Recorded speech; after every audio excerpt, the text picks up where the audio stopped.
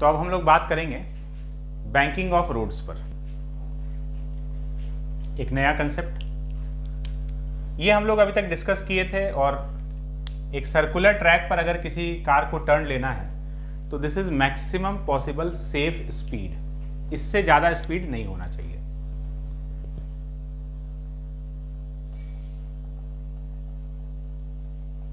Banking of roads, अभी ये concept क्या है ये समझते हैं। मतलब सर्कुलर ट्रैक पर टर्न लेने के लिए स्पीड का एक लिमिट आ गया, इससे ज्यादा स्पीड से टर्न ले नहीं सकते हैं।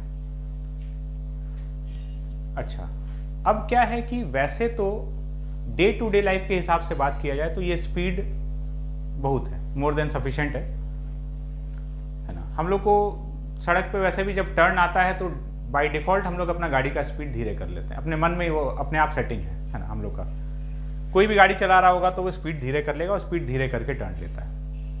मन में ही पता है, वो भले साइंस पढ़ा हो चाहे नहीं पता हो, कि यहाँ थोड़ा सा खतरा हो सकता है, इंट्यूशन है। तो सर्कुलर ट्रैक पे मतलब यहाँ कहीं भी टर्न आता है, मुड़ना है तो हम लोग गाड़ी स्लो कर लेते हैं, या कोई कर्व टाइप का है तो वहाँ पे हम लोग गाड़ी थोड़ा सा रिलेटिवली स्ट्रेट रोड के कंपैरिजन में धीरे कर लेते हैं। तो ये जो स्पीड है ना, डे टू डे लाइफ के हिसाब से ये स्पीड मोर देन सफिशिएंट है ना, कोई दिक्कत नहीं है। लेकिन कई जगह ऐसा है जहां पर स्पीड कम नहीं किया जा सकता है। जैसे कि अगर कोई रेस चल रहा है ना, जैसे F1 रेस है। F1 रेस में अगर स्पीड कर्व ट्रैक आ गया, जो कि बहुत जगह कर्व रहता है, सीधा सीधा तो ट्रैक रहता नहीं है, बहुत जगह टर्निंग्स आता है, बहुत जगह कर्व बनाया जाता है। तो वहां पर तो स्पीड का अगर लिमिट लग गया तो वहां पर ड्राइवर को अपना गाड़ी बहुत स्लो करना पड़ेगा। या बाइक रेस भी जो होता है, ऐसे सारे चीज़ों में उसको अपना स्पीड जो है वो धीरे करना पड़ेगा। और अगर ये काम करना पड़ा तो फिर उस रेस का तो कोई मतलब ही नहीं रहा। F1 रेस कोई क्यों देखता होगा, या बाइक वगैरह का जो रेस होता है लोग क्यों देखते हैं? सिर्फ एक कारण के कारण, मतलब सिर्फ एक नहीं, एक बहुत बड़ा कारण है, और वो कारण है स्पीड। स्पीड का जो थ्रिल है, इतना हाई स्पीड से गाड़ी चल रहा है, तो रेसिंग में स्पीड का ही मजा है। तो अगर उसी पर लिमिट लगा दिया जाए, वही अगर रेस्ट्रिक्ट हो जाएगा तो फिर तो F1 रेस का मतलब नहीं है। गाड़ी चलते हुए लोग कम थोड़ी देखें, सड़क पे लोग वैसे ही ट्रैफिक से परेशान है कि खूब गाड़ी चल रहा है ना। तो गाड़ी चलते हुए देखना, इसलिए थोड़ी लोग F1 रेस देखता होगा कि अरे गाड़ी चल रहा है सड़क पे, कभी देखे ही नहीं, वो तो खूब दिख रहा है, सड़क पे बाहर निकलो गाड़ी चल रहा है, ठीक है। लेकिन क्या है ना, स्पीड के लिए F1 रेस देखा जाता है। तो वहां पर ये स्पीड लिमिट अगर है तो एक गड़बड़ है। और दूसरा बात ये है कि ये म्यू पर भी डिपेंड कर रहा है। समझो, म्यू पर अगर डिपेंड कर रहा है, ट्रैक पे थोड़ा बारिश हो गया तो ये स्पीड और घट जाएगा, इसका लिमिट तो और कम हो जाएगा, है ना। थोड़ा सा बारिश हो गया तो स्लिपरी हो जाएगा, स्लिपरी होने का मतलब म्यू का वैल्यू कम हो गया, तो फिर ये स्पीड लिमिट और घट गया।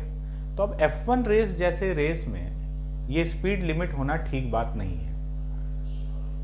तो वहां पर भी जब टर्न आता है तो थोड़ा सा स्पीड कम किया जाता है, ऐसा नहीं कि नहीं होता है। स्ट्रेट के कंपैरिजन में वहां पर स्पीड थोड़ा सा कम हो सकता है, बट बहुत ज़्यादा डिफरेंस नहीं आता है, बहुत ज़्यादा स्पीड कम नहीं कर सकते हैं। तो वहां पर ट्रैक में एक छोटा सा बदलाव किया जाता है, और उसी कंसेप्ट को हम लोग नाम दे रहे हैं बैंकिंग ऑफ रोड्स।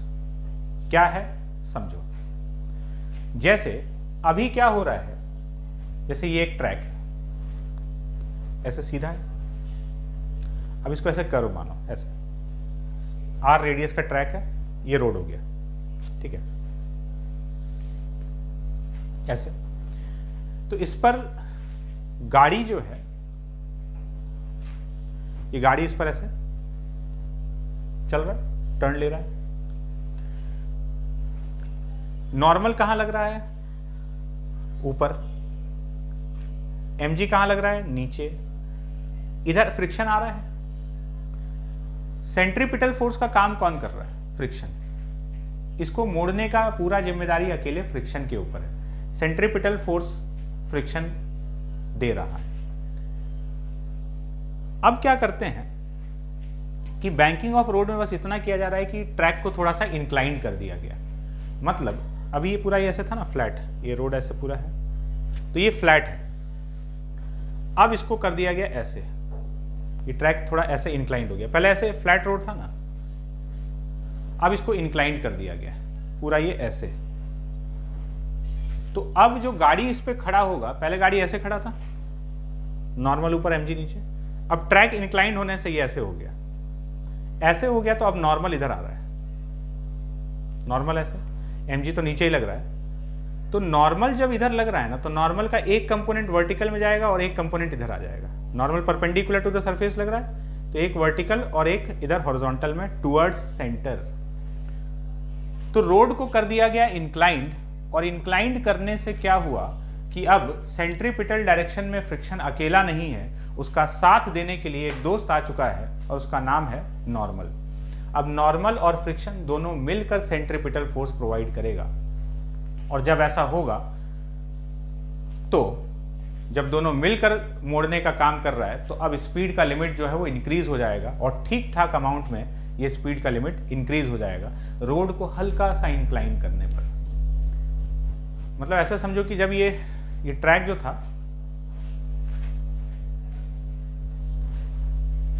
ऐसे था, अब हल्का सा ऐसे इंक्लाइन कर दिया, तो अब स्पीड ठीक ठाक लेवल पे इंक्रीज हो चुका है। जैसे अगर तुम कभी 4 व्हीलर ट्राई करोगे, चलाओगे या चलाए होगे, तो तुम देखोगे कि अगर कभी टर्न करना है ना, तो अगर 2 टायर इधर कहीं उठे हुए सरफेस पे आ जाए, गाड़ी ऐसे की जगह हल्का सा ऐसे हो जाए, ये इधर का जो 2 टायर है ना किसी उठा हुआ सरफेस पर रखा जाए, तो अब टर्न करना ना बहुत आसान है। मतलब आसान है, मतलब हाई स्पीड पे भी टर्न कर सकते हो, गाड़ी थोड़ा सा अगर इंक्लाइंड हो जाए तुम्हारा।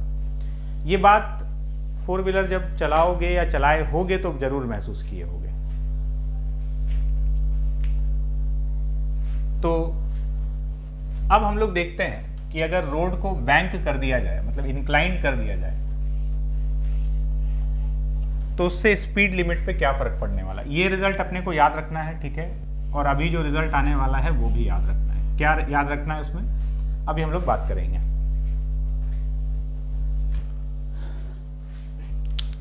तो अभी सिचुएशन ऐसा है, देखो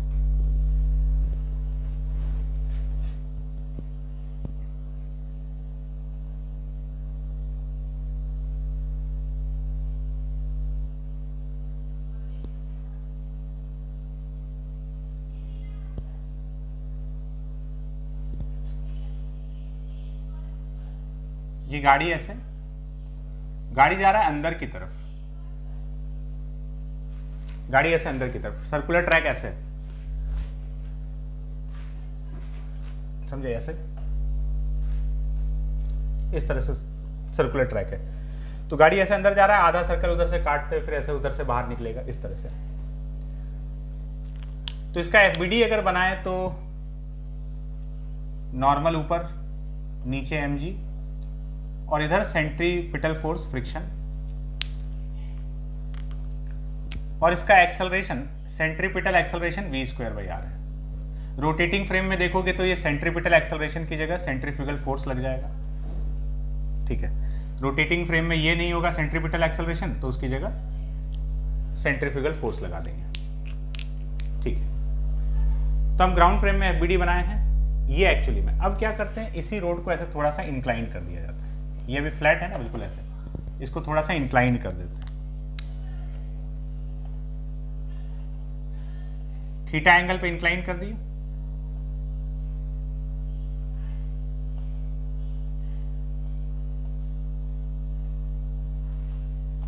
आर रेडियस के सर्कल में घूम रहा है,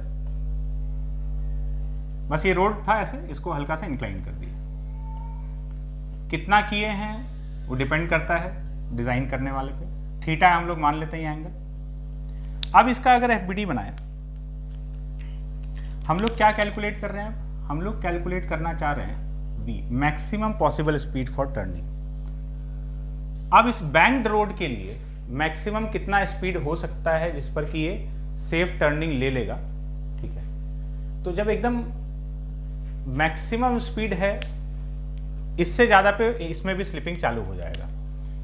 तो अब इसका एफबीडी में नॉर्मल ऐसे, नीचे की तरफ एमजी, इधर centripetal acceleration v square by r, rotating frame में बनाते तो बाहर सेंट्रीफ्यूगल फोर्स लगा देते, कैसे भी बना लो कोई फर्क नहीं है। और फ्रिक्शन कहाँ लग रहा होगा, देखो जब ये ऐसे सर्कल में घूम रहा है तो इसका टेंडेंसी बाहर फेंकाने का है ना, तो फ्रिक्शन ऐसे अंदर लगा।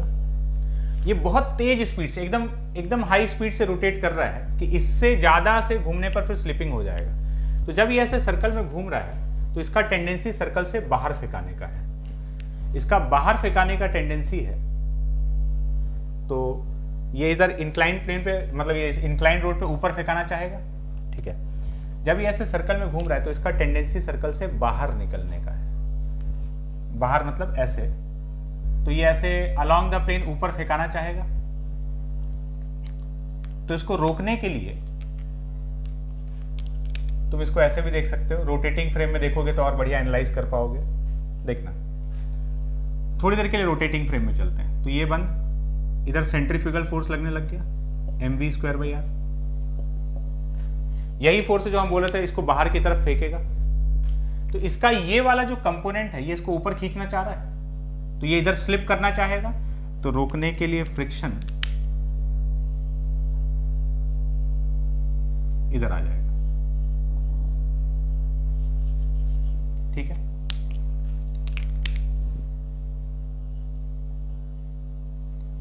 तुम जैसे इसमें थीटा जीरो करोगे ना, थीटा जीरो करते इसी डायग्राम पे पहुंच जाओगे। तो बस ये एकदम मैक्सिमम स्पीड पे टर्न ले रहा है तो इसका स्लिपिंग का टेंडेंसी बाहर की तरफ होगा, तो फ्रिक्शन अंदर आ गया।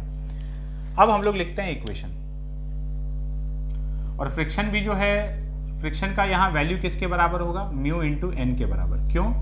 क्योंकि हम लोग v का एकदम लिमिटिंग वैल्यू पे बात कर रहे हैं कि भाई इससे ज़्यादा स्पीड हुआ तो फिर स्लिप कर जाएगा। इसका मतलब अगर इससे ज़्यादा स्पीड पे स्लिप कर जाएगा, इसका मतलब फ्रिक्शन जो है वो अभी अपने लिमिटिंग वैल्यू पर एक्ट कर रहा है।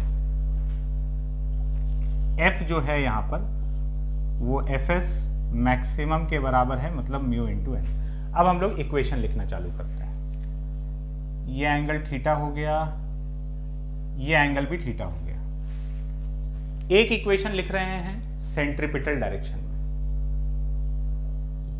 सेंट्रीपिटल डायरेक्शन में इक्वेशन लिखेंगे तो n sine theta plus f cos theta is equal to mass into acceleration mv square by are,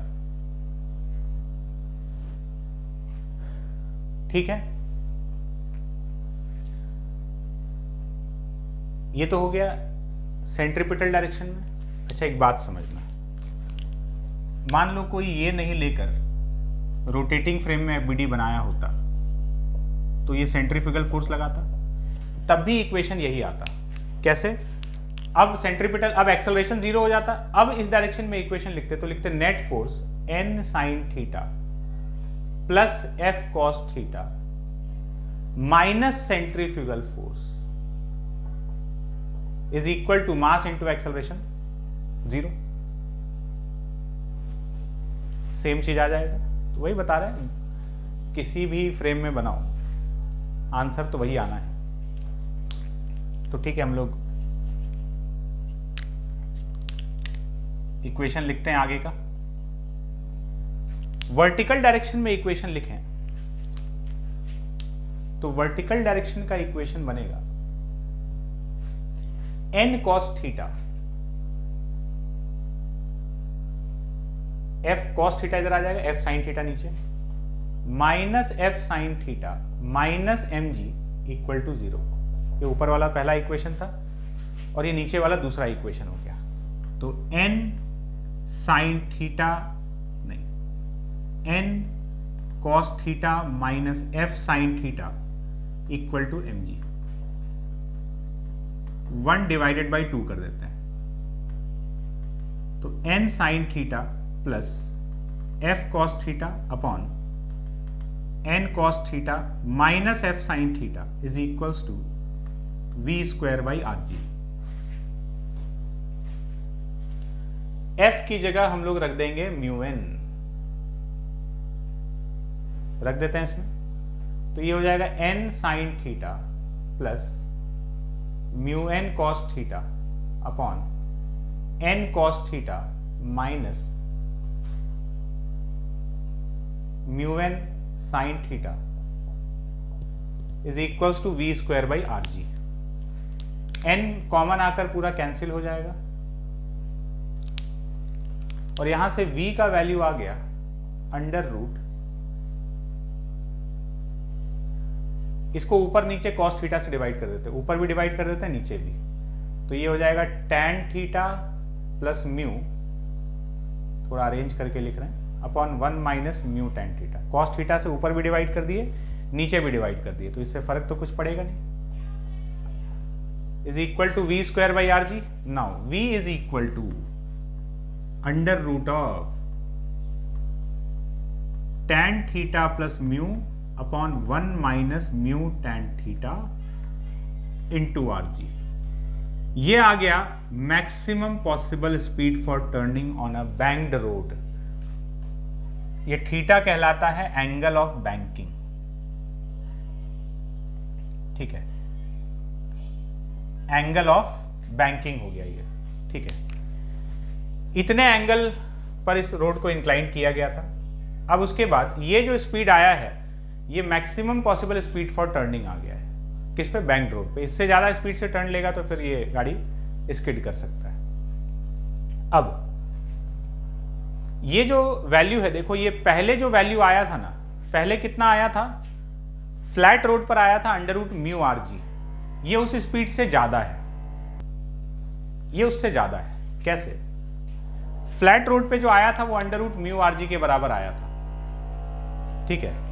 पहला वाला जो फैक्टर है ना, जो ब्रैकेट के अंदर लिखा हुआ है, वो क्वांटिटी म्यू से ज्यादा है।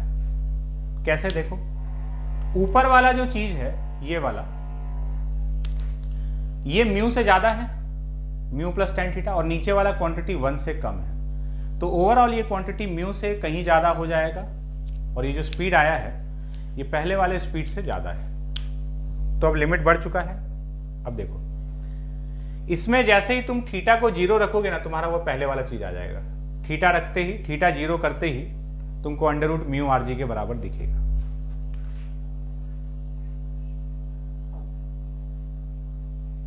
तो थीटा 0 करते ही v का value under root mu r g के बराबर।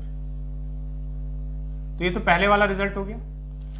अब इस पे एक इंपॉर्टेंट बात, म्यू को 0 करते हैं। अगर हम इसमें म्यू को 0 कर दें तो v का वैल्यू आ रहा है under root tan theta r g, मतलब v square equals to tan theta into r जी।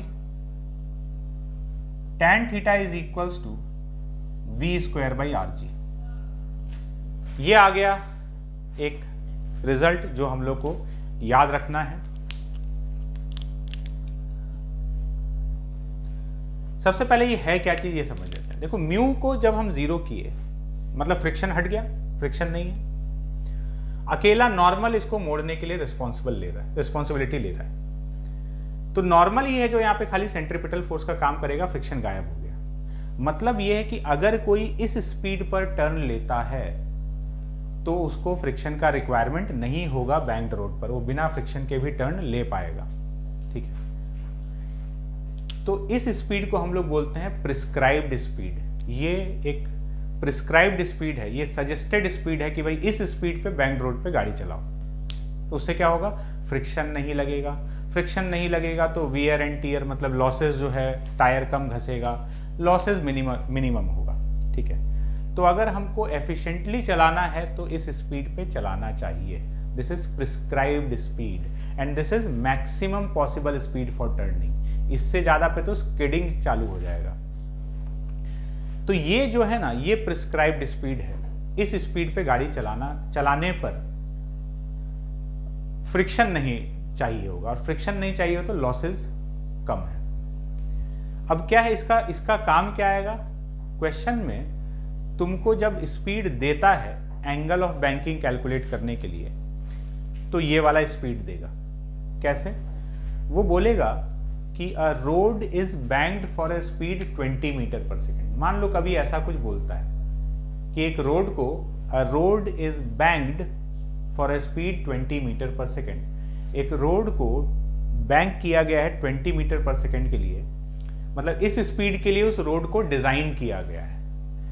तो वो ये मैक्सिमम स्पीड नहीं बता रहा है, वो जब ऐसे बोलता है कि a road is banked for speed इतना, वो इस स्पीड का बात कर रहा होता है, ये हमको पता होना चाहिए। तो जब वो बोलता है कि a road is banked for a speed 20 metre per second या 50 मीटर पर सेकेंड, तो वो ये वाला प्रिस्क्राइब्ड स्पीड बता रहा है। तो अगर तुमको ये बता दिया तो तुम एंगल ऑफ बैंकिंग इस फॉर्मूला से कैलकुलेट कर लोगे, tan theta equal to v²/rg। अगर ये एकदम लिमिटिंग स्पीड है ना ये वाला, तो बोलेगा कि ये मैक्सिमम पॉसिबल स्पीड है जिस पर कि बैंक रोड पे टर्न ले सकते हैं। अगर खाली इतना बोलता है कि रोड इस स्पीड के लिए डिजाइन किया गया है, इस स्पीड के लिए डिजाइन किया गया, मतलब वो ये वाला स्पीड है। तो ठीक है, तो एंगल ऑफ बैंकिंग हम लोग इस tan theta equal to v²/rg वाले फॉर्मूले से कैलकुलेट करेंगे। बात क्लियर है? तो ये हो गया बैंकिंग ऑफ रोड का कंसेप्ट, और ये वो मैक्सिमम पॉसिबल स्पीड है, इसको हम लोग याद रखेंगे। बैंक्ड रोड पर मैक्सिमम इतना स्पीड पॉसिबल है।